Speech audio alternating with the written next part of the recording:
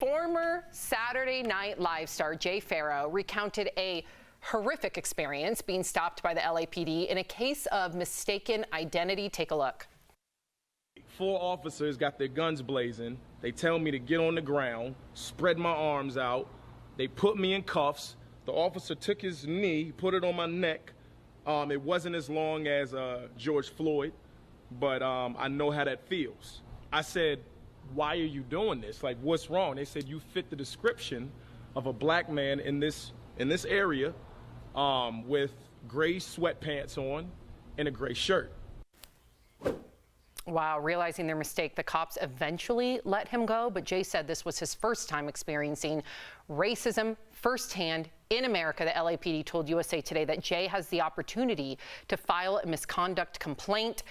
Al, we talk about it on the show. Tori and I have never had an incident of mistaken identity. We've never had a gun pointed to our face from police. And again, by us pointing out this disproportionate, I would say, distrust between people of color and white people, it's not saying that we're anti-police. I just want to say that because I see what you say. I love reading your comments.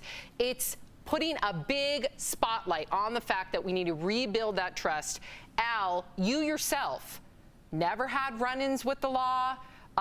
You've had a gun pointed at you. Erica, our co-host, Lindsay, our other co-host, literally all our co-hosts of color have had police brutality incidents when Tori and I and Jeff have not.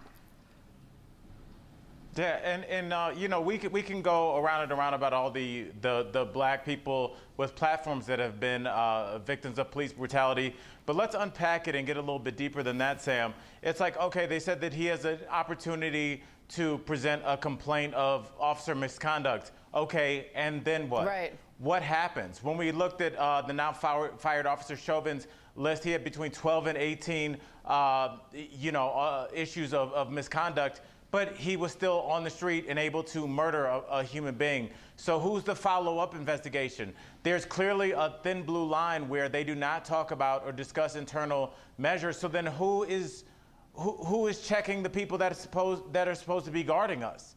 So I don't understand. Even if I filed 100 misconducts, what does that mean if it's going nowhere?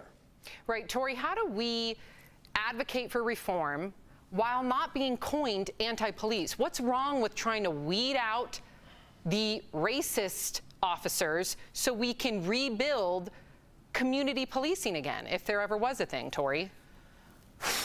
How do we go about this? I want us to unify. Here's the thing. The only way, this is what I saw that really struck me. There was a police chief who was screaming, you don't respect us anymore. People are throwing bottles and people, we're getting hit by rocks. Respect is earned and trust is earned.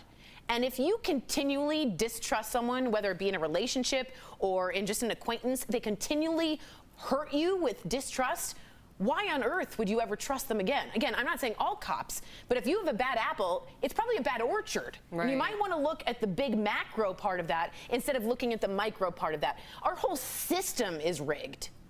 Al is going to get a gun. Tori, can I just say this one thing?